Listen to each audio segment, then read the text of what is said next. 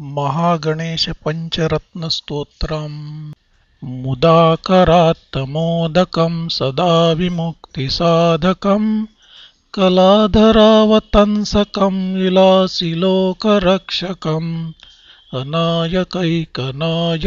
विनाशिते भदैत्यकं नताशुभाशुनाशकं नमामि तं विनायकम् न तेतरातिभीकरं नवोदितार्कभास्वरं न मत्सुरारिनिर्जरं नताधिकापदुद्धरं सुरेश्वरं निधीश्वरं गजेश्वरं गणेश्वरं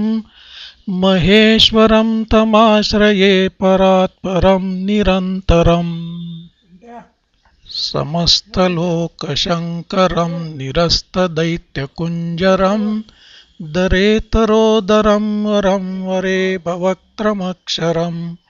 कृपाकरं क्षमाकरं मुदाकरं यशस्करं मनस्करं नमस्कृतां नमस्करोमि भास्वरम् अकिञ्चनार्तिमार्जनं चिरन्तनोक्तिभाजनं पुरारिपूर्वनन्दनं सुरारिगर्वचर्वणं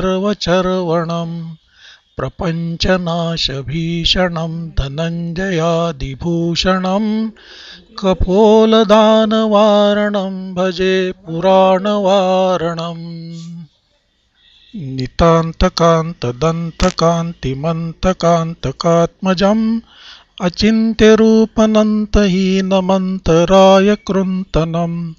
हृदन्तरे निरन्तरं वसन्तमेव योगिनां तमेकदन्तमेव तं विचिन्तयामि सन्ततम् महागणेश पञ्चरत्नमादरेण योऽन्वहं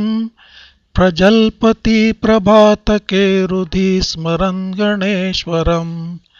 अरोगतां मदोषतां सुसाहितीं सुपुत्रतां समाहितायुरष्टभूतिम् अभ्युपैति सोचिरात् इति श्री आद्यशङ्कराचार्य विरचितं महागणेश पंचरत्न स्तोत्रं सम्पूर्णम्।